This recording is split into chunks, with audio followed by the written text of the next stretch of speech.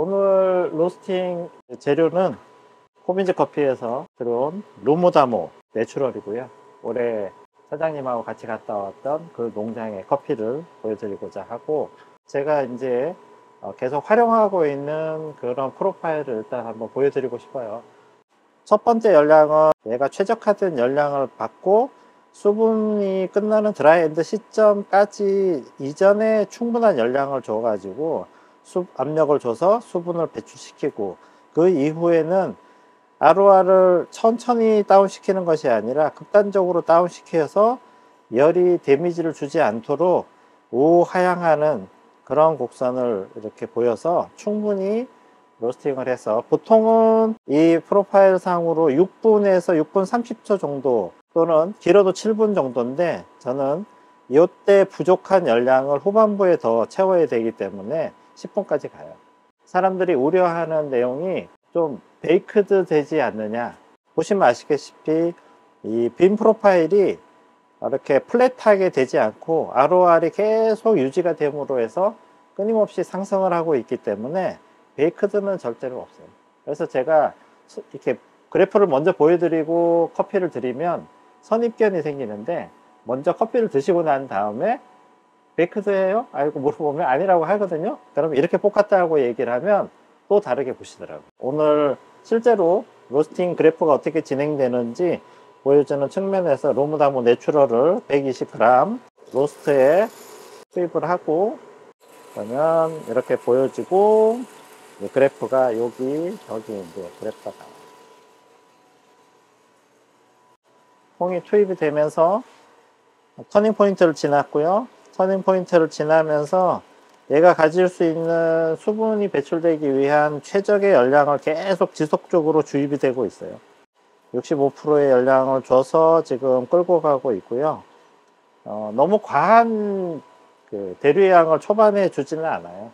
에어 템퍼레이처 모드로 했을 때 빔 프로파일이 지속적으로 상승을 하면서 콩이 가지고 있는 수분이 이제 배출되고, 거기에 따른 압력이 존재를 하면서 수분 밀어내고 콩이 팽창을 하고 있는 단계예요. 그래서 어느 정도 되면 이제 파워 양이 이제 줄어들면서 얘가 가지고 있는 적절한 포인트로 이제 우하향 ROR를 보여주게 됩니다. 로이스트 같은 경우에는 내가 빔 프로파일로 이렇게 만들어 놓은 그래프를 에어 템퍼레이처로 수정을 해 가지고 할 수도 있고, 또 내가 화력을 써 가지고 만든 프로파일을 또 빔 프로파일로 수정할 수도 있고, 여러 가지 기능이 담겨 있어서 제가 샘플 로스팅을 할 때 가장 많이 활용을 하고 생도의 특성을 이해하기 좀 쉬운 그런 예라고 볼 수가 있어요.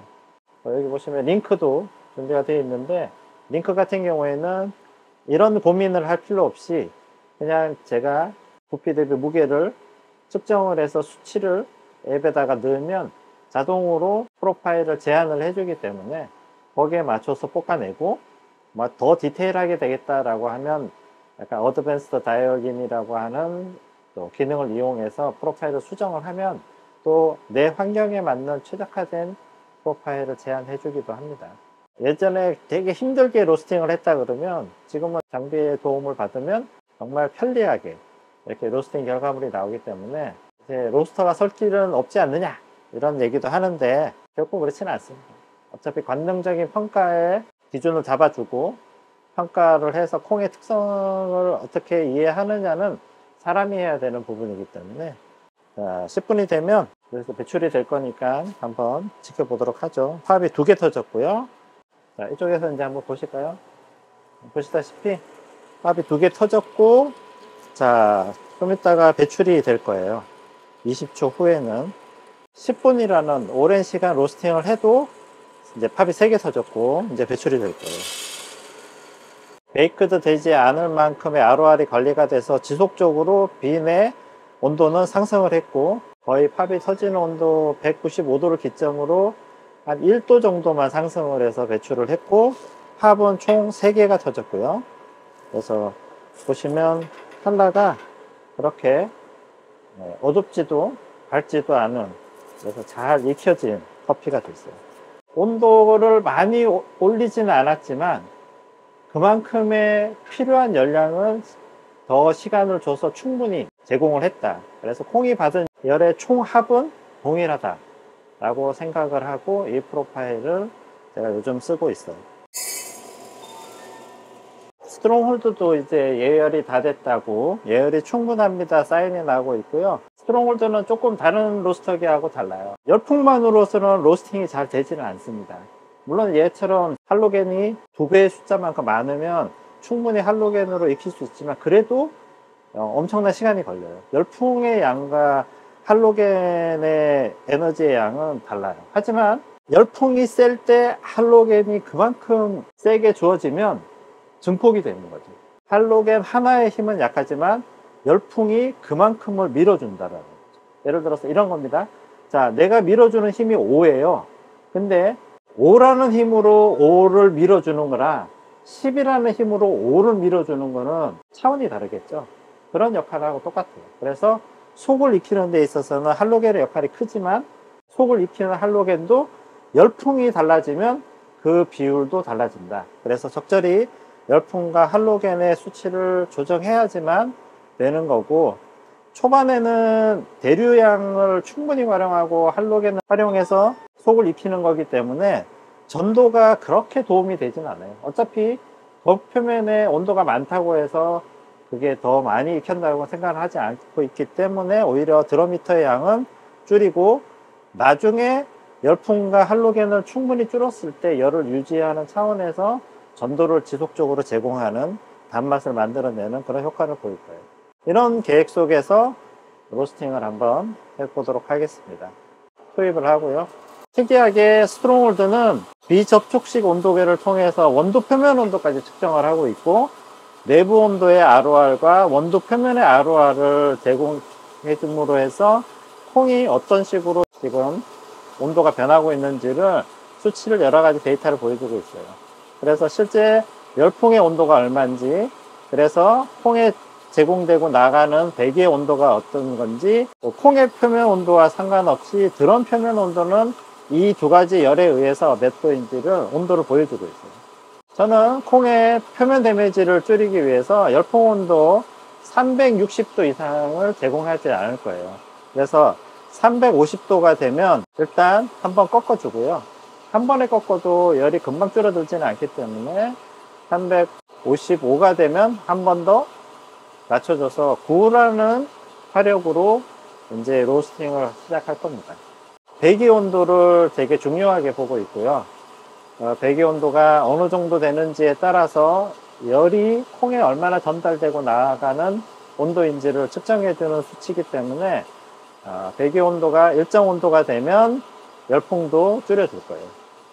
내부 온도가 145도 정도 되면 실제적으로 드라이 엔드 시점이 있고 수분이 거의 다 빠져나갔던 옐로 포인트라고 생각을 하기 때문에 속에 어느 정도 익혔다, 이제 카라멜라이징이 되기 시작한다 라고 생각하기 때문에 할로겐 양을 줄이기 시작할 거예요.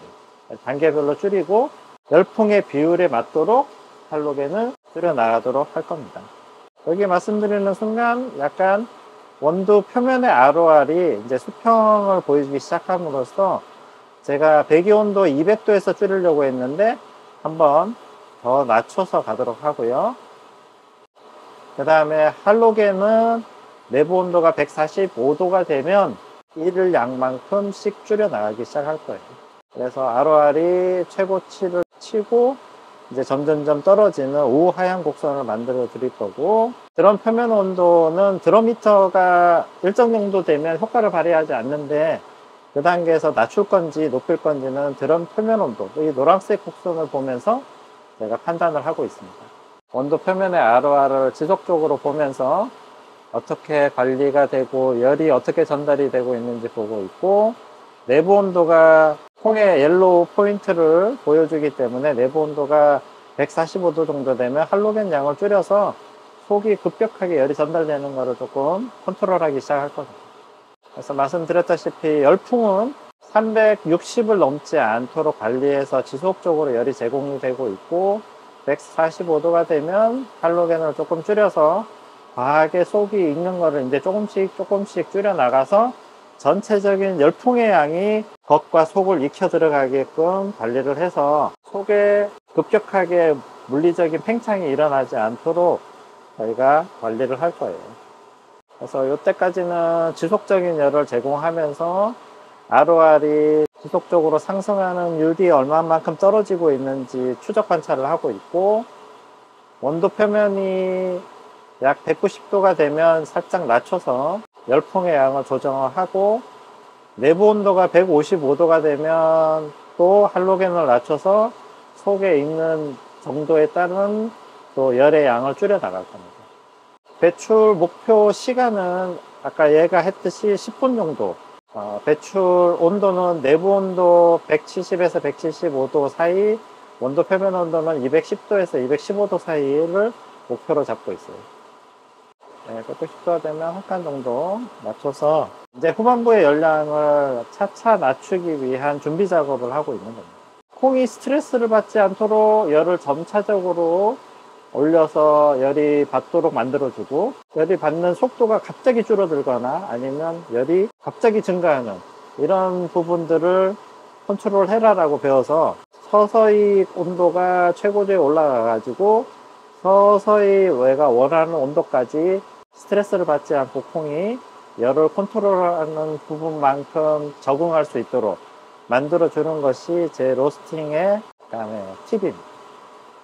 그래서 165도가 되고 얘가 200이 되면 조금 더 낮춰서 컨트롤을 할 거예요. 이미 이제 ROR을 보시면 온도가 상승하는 부분들이 점점 더디게 올라가고 있는 것들을 보여드리고 있고, 165도가 돼서 얘는, 그래서 일단 할로겐은 5 정도만 낮춰도 열풍의 열이 많이 줄었기 때문에 속이 데미지를 입는 일은 없을 거예요. 그리고 드럼 표면 온도는 한 240도 이상만 되지 않으면 과하게 스코칭 내는 온도가 아니기 때문에 이 정도에서 관리를 해서 더 올릴지 낮출지 고민을 할 거고요. 205도가 됐으면 한 번만 더 낮춰서 관리를 하겠습니다. 그래서 점진적으로 떨어지고 있는지 얘가 상승하고 있는지 추적 관찰을 하고요. 내부 온도가 270이 되면 한 번 더 열을 낮춰서 내가 원하는 온도에 배출이 되도록 컨트롤을 해줄 거고요. 이제 ROR이 온도가 1 정도 되도록 제가 낮춰주기 시작할 거예요. 그래서 175도를 넘지 않고 215도를 넘지 않게끔 관리를 해줄 겁니다.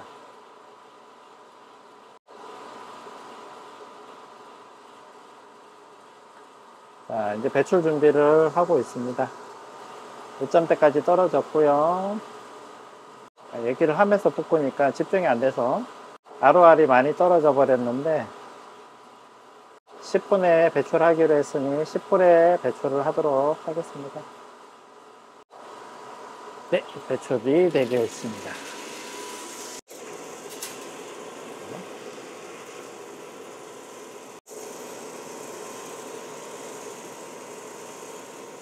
커피가 배출이 됐다고 끝나는 것이 아니에요. 로스터는 항상 품질 관리를 해야 됩니다. 그래서 아까 로이스트로 됐던 부분을 우리가 이렇게 측정을 해요.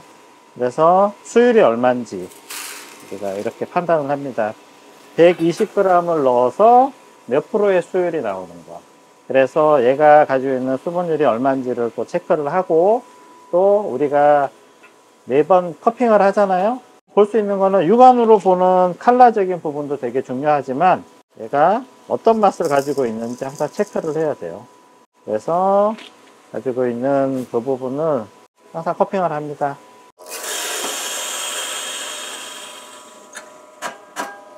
그래서